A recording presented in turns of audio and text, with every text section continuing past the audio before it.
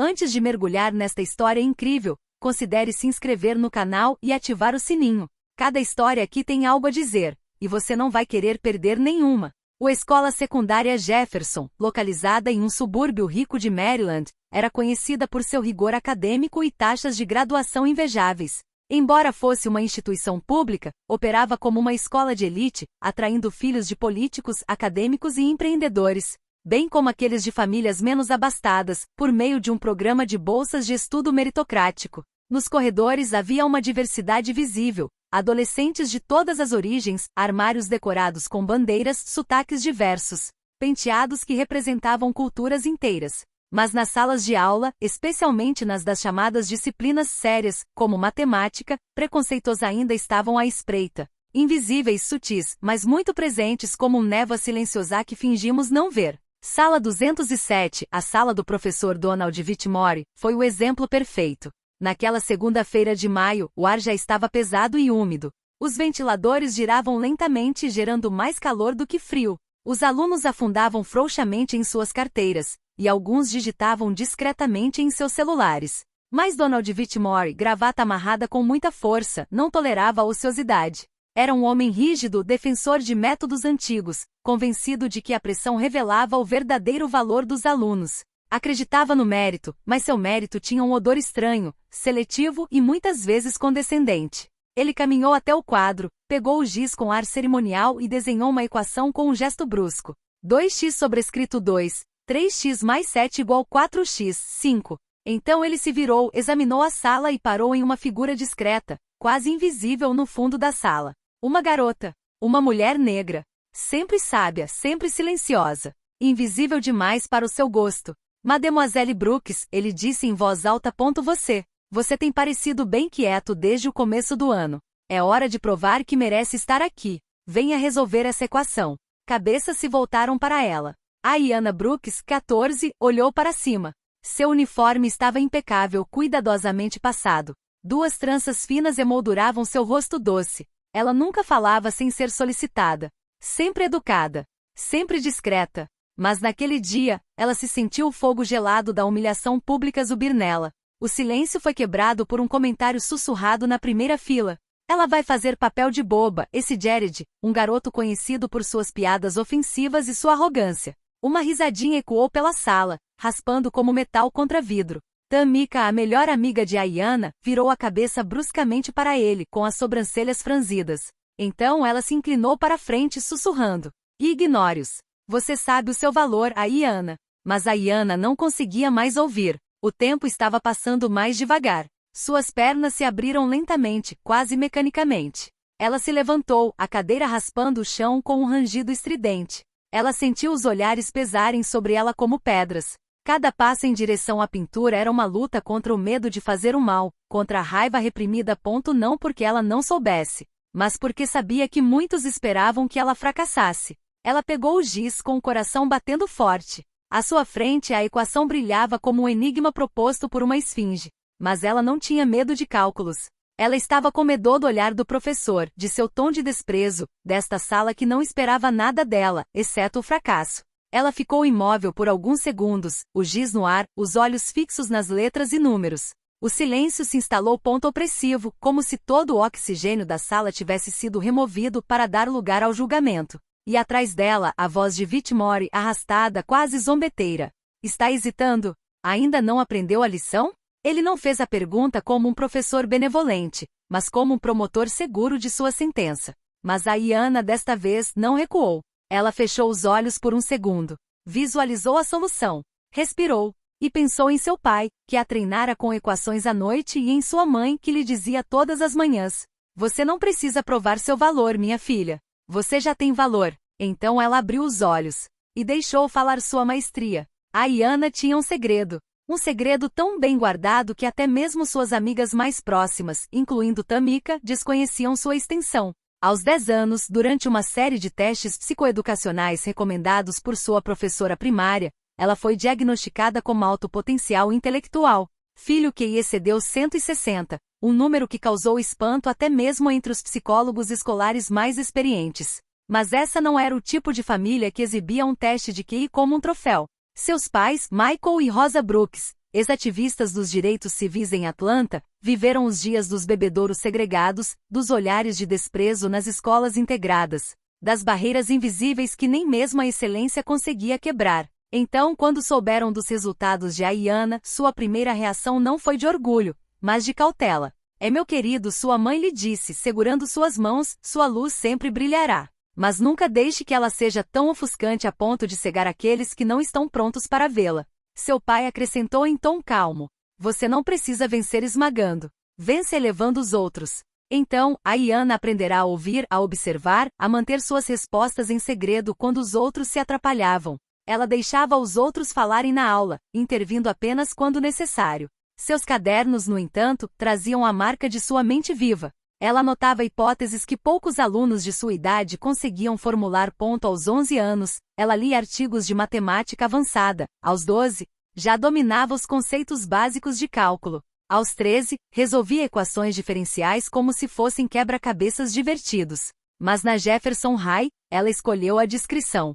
Não por fraqueza, por sabedoria. Naquele dia, porém, algo havia mudado. Enfrentando humilhação pública para o condescendência disfarçada de pedagogia, ela sentiu uma voz antiga surgir dentro de si. A de todas as garotas como ela, julgadas pelo silêncio, pela pele ou pelo penteado, mas nunca pela mente. De pé diante do quadro, ela respirou fundo. O tempo pareceu passar mais devagar. Sua mão agarrou o giz com precisão, como um maestro segurando sua batuta antes de uma sinfonia. Seus olhos escuros examinaram a equação escrita às pressas. 2x sobrescrito 2, 3x mais 7 igual 4x, 5. Ela franziu a testa ligeiramente. Algo estava errado. Uma incongruência na equação quase imperceptível. O lado direito deveria ser 4x. 4 para que o exercício tivesse duas soluções reais. Foi um erro clássico de transposição. Mas vindo de Whitmore, isso revelou mais arrogância do que desatenção. Ela não disse nada sobre isso imediatamente. Ela deixou a equação como estava, mas já integrando mentalmente a correção. Então, calmamente, ela subtraiu 4x de ambos os lados e adicionou 5. 2x sobrescrito 2, 3x mais 7, 4x mais 5 é igual a 0. 2x sobrescrito 2, 7x mais 12 é igual a 0. Ela escreveu a nova equação em uma caligrafia clara, direta e quase elegante. Então, virando-se ligeiramente para a turma, ela começou a explicar em voz alta, cada palavra ponderada, cada termo justificado.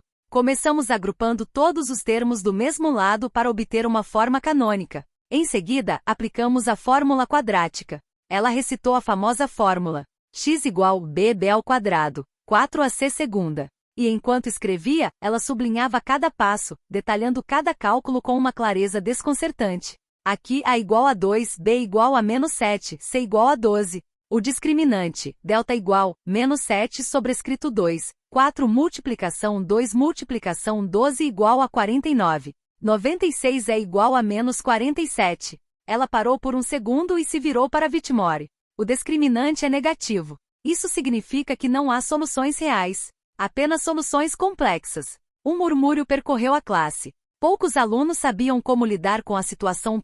Substantivos complexos nesta fase. Normalmente era ensinado no ano seguinte. Ayanna acrescentou calmamente. Dito isso, a equação original parece incorreta. Talvez tenha havido um erro ao copiá-la. Se o lado direito fosse 4x, 4 em vez de 4x, 5, o discriminante seria 0 e obteríamos uma solução dupla. Quando Ayanna largou o giz, um silêncio suspenso caiu sobre o quarto 207. Um silêncio denso, carregada, quase solene. Nenhum murmúrio, nenhuma risada, nenhum barulho de cadeiras. Até os eternos tagarelas lá atrás pareciam congelados. Todos os olhos estavam fixos nela. E em professor Whitmore, também congelado, com os lábios entreabertos e o olhar incerto. Seu rosto havia perdido a cor habitual. Vermelho vergonhoso subiu até suas bochechas e depois caiu abruptamente como uma onda de confusão. Ele reuniu seus pensamentos, vasculhou sua mente para recuperar o controle. Mas encontrou apenas um pretexto pobre e desajeitado. Foi sorte, eu acho. Talvez você tenha visto, no YouTube. Ele tentou um tom leve, quase irônico. Mas sua voz estava tremendo ligeiramente, traindo o que ele estava tentando esconder, pânico. Uma risadinha abafada surgiu da frente da turma, mas não era de zombaria. Era de descrença. Então, em voz baixa, mas alta o suficiente para que todos ouvissem, Jared, o mesmo que havia zombado dela alguns minutos antes, sussurrou. Ela consertou seu erro, cara. Foi dito sem agressão. Apenas um fato cru e irrefutável. E de repente a autoridade de Whitmore parecia balançar na sala. Os próprios alicerces de sua postura de professor infalível haviam sido rompidos por um estudante de 14 anos. Naquele preciso momento, a porta do quarto se abriu lentamente. Senhora Simons, a vice-diretora, passava pelo corredor no momento da comoção. Ela ouviu o silêncio, e depois os sussurros. Parou de repente ao ver os rostos tensos. Está tudo bem aqui? Ela perguntou em um tom calmo, mas alerta. Vários alunos se voltaram bruscamente para ela. Então, descoordenados, eles começaram a falar ao mesmo tempo. Foi injusto. Ele a forçou a ir ao conselho só para humilhá-la. Ela corrigiu sua equação. Ele a tratou como se ela não fosse nada. Mas é Tamika, a melhor amiga de Ayanna, que encontrou as palavras mais simples e verdadeiras. O Sr. Whitmore a humilhou na frente de todos, como se achasse que ela era incapaz. Só porque ela é quieta, ou porque é negra. Um murmúrio de aprovação percorreu a sala. Cabeças concordaram. Rostos antes neutros finalmente mostraram uma posição clara. A senhora Simons trocou um olhar rápido com Whitmore. Ela entendeu imediatamente. O olhar dele não era nem acusador nem suavizador. Era lúcido. Mademoiselle Brooks, ela disse suavemente, você pode vir me ver no final da aula, por favor? E sem esperar mais, ela girou nos calcanhares. A porta fechou suavemente, mas sua entrada tinha acabado de desencadear uma avalanche. Na manhã seguinte, Ayanna foi convocada para o consultório Dr. Harold Green, o psicólogo da escola. Um homem gentil na casa dos 50 anos, sempre vestindo um cardigã azul claro. Ele a cumprimentou com um sorriso gentil. Olá, Ayanna. Sente-se. Gostaria de um chocolate quente? Ela concordou timidamente. O Dr. Green não demorou muito para chegar ao ponto, mas o fez com muito tato. Você surpreendeu muita gente ontem. E eu quero te entender melhor, te conhecer melhor. O que você fez não foi apenas razoável, foi excepcional. Ele ofereceu a ela uma série de pequenos testes, jogos de lógica, sequências numéricas, problemas abertos. Ayanna respondeu com calma, metodicamente e com facilidade perturbadora ao final da sessão. A psicóloga permaneceu sentada por alguns minutos, pensativa, e então murmurou. Você provavelmente é uma das mentes mais brilhantes que esta escola já conheceu. Ele contatou imediatamente a gerência. E uma reunião de emergência foi organizado. 3 dias depois, em uma sala de conferências com paredes cinzas, Ayanna sentou-se entre seus 2 pais, Michael e Rosa. O professor Whitmore estava lá, gravata afrouxada, mãos cruzadas no colo, visivelmente desconfortável. A senhora Simons presidiu a reunião, juntamente com o Dr. Green e o diretor acadêmico da escola. Após apresentar os resultados das avaliações, a psicóloga declarou com convicção: Ayanna Brooks tem um QI excepcional. Ela está vários anos à frente de seus pares. E, no entanto, até ontem, ninguém aqui sabia disso. Por quê? Porque ela não busca brilhar. Porque foi criada para ser humilde, e porque ideias preconcebidas foram projetadas nela. Então ele olhou fixamente para o professor. E você, Sr. Whitmore, contribuiu para isso. Whitmore, pálido, abriu a boca. Mas desta vez, não se esquivou. Pela primeira vez em sua carreira, ele olhou para um aluno e disse, com a voz lenta e trêmula: eu te julguei pelo seu silêncio, não pelo seu potencial. Devo a você o respeito que esqueci de ensinar. Você me ensinou uma lição. Uma lição de verdade. Suas mãos tremiam. Talvez de vergonha. Talvez de dúvida. Mas as palavras eram sinceras. Michael Brooks, pai de Ayanna, falou por sua vez. Não queremos que ela seja colocada num pedestal. Queremos apenas que ela seja vista, ouvida e respeitada. Nas semanas que se seguiram, Ayanna estava orientado para um programa avançado com mentores universitários. Mas ela permaneceu na turma, ao lado de Tamika e dos demais, para compartilhar seu conhecimento. Ela chegou a liderar mini-aulas, ajudando aqueles que tinham dificuldades com álgebra. Quanto a Donald Whitmore, ele não foi enviado de volta. Mas ele segue o treinamento obrigatório sobre preconceito inconsciente, pedagogia inclusiva e justiça racial. E alguns dizem que daquele dia em diante, ele nunca mais começou uma aula sem dizer: todas as vozes aqui merecem ser ouvidas. Até as mais discretas. E acima de tudo, ele nunca mais interrompeu um silêncio, sem lhe dar a chance de revelar uma verdade. Alguns meses depois, no auditório iluminado da Universidade Estadual de Maryland, uma enorme faixa tremulava acima do palco. Concurso Nacional para Jovens Talentos em Matemática, final 2025. Entre dezenas de finalistas de todo o país, a Iana Brooks era a mais jovem. Com apenas 14 anos, ela havia passado pelas preliminares com uma facilidade impressionante. Mas naquele dia, ela não estava pensando apenas em números. Ela estava um objetivo, uma voz, uma memória. Seus pais, sentados na terceira fileira, deram as mãos, segurando as lágrimas enquanto a filha atravessava o palco. Ela apresentou uma série de demonstrações, argumentos elegantes e atalhos brilhantes. Sua calma, sua precisão e, acima de tudo, seu ensino claro e calmo até fascinou os jurados. Quando o júri anunciou seu nome como vencedor do primeiro prêmio, a sala se ergueu. Aplausos, assobios de admiração, câmeras, flashes. Mas a Iana, no centro do palco, não estava apenas sorrindo. Ela segurava seu troféu como um símbolo. Nenhuma vitória pessoal, mas uma reparação silenciosa. Poucos dias depois, ela foi convidada para fazer um discurso em uma conferência sobre equidade e educação, organizada por uma rede de escolas de ensino médio progressistas. Vestida com simplicidade, ela discursou diante de um anfiteatro repleto de professores, líderes educacionais e alunos. Ela permaneceu ereta, digna, com a voz suave, mas firme. Há alguns meses eu era um aluno invisível, silencioso. Não porque eu não soubesse, mas porque me ensinaram que o silêncio pode proteger. Fui chamado para o conselho não para aprender, mas para ser testado, exposto, humilhado. Mas escolhi responder com maestria, não com raiva. Porque o que defendo não é o meu ego, mas a ideia de que a inteligência não tem cor, que o gênio não tem rosto único, que o conhecimento é, antes de tudo, a capacidade de ouvir e de encorajar. Minha inteligência não deve apagar a cor da minha pele, e minha cor não deve diminuir meu valor. Um silêncio carregado de respeito seguiu suas palavras. Então a sala explodiu em aplausos de pé. Nos meses que se seguiram, universidades de prestígio como o MIT, Stanford, Columbia, começaram a seguir seu caminho. Não para lhe oferecer uma vaga imediata, mas para construir conexões, oferecer orientação e integrá-lo aos círculos científicos de elite adaptada à sua idade. Participou de acampamentos de pesquisa, conferências sobre matemática aplicada e programas para jovens talentosos.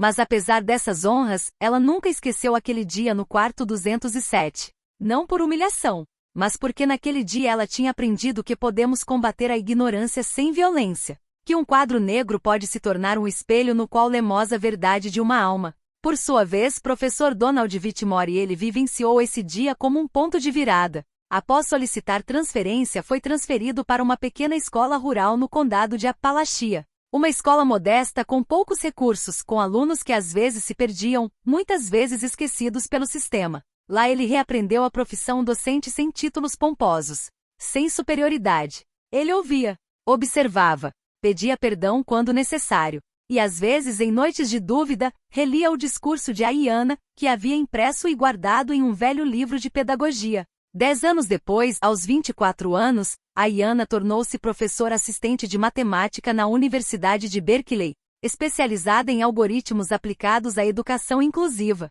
Ela publicou diversos artigos, mas o que a tornou famosa não foi apenas sua inteligência. Era sua capacidade de revelar a dos outros. Ela fundou uma organização sem fins lucrativos, a Equação Silenciosa, dedicada a apoiar jovens de minorias em áreas científicas. Milhares de estudantes receberam recursos, bolsas de estudo e mentores graças a ela. E toda vez que ela entrava em uma sala de aula, a Iana se lembrava: não faz parte da equação.